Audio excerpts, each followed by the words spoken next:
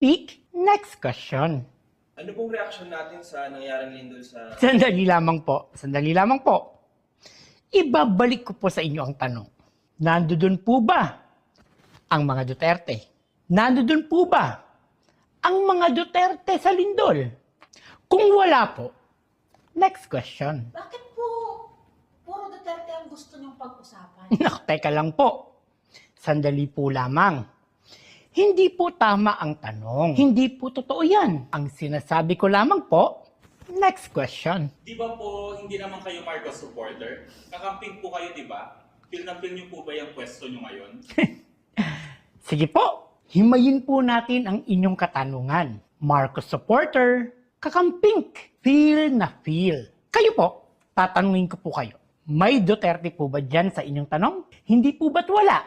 Kaya naman, next question. Ano po ang reaksyon sa pagkalas ng tuluyan ni Senator Amy sa alyansa?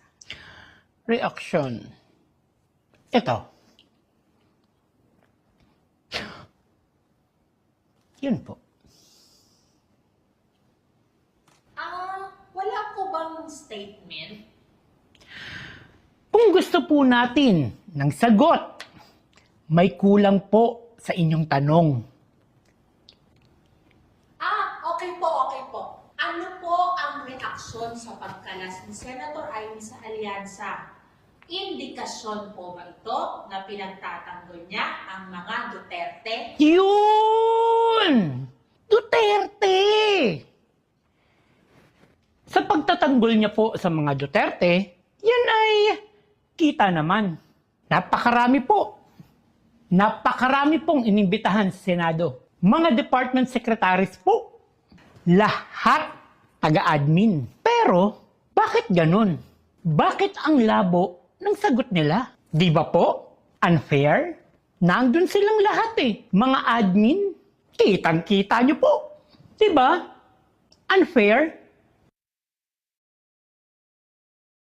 Napakaraming rally ng mga pro-Duterte sa birthday ni PRRD. Natatakot? Bakit naman po ako matatakot? Ako po, never po akong natakot. May narinig po ba kayong direkta na tayo po ay tinatakot? Sino po ang nananakot? May tinatakot po ba talaga?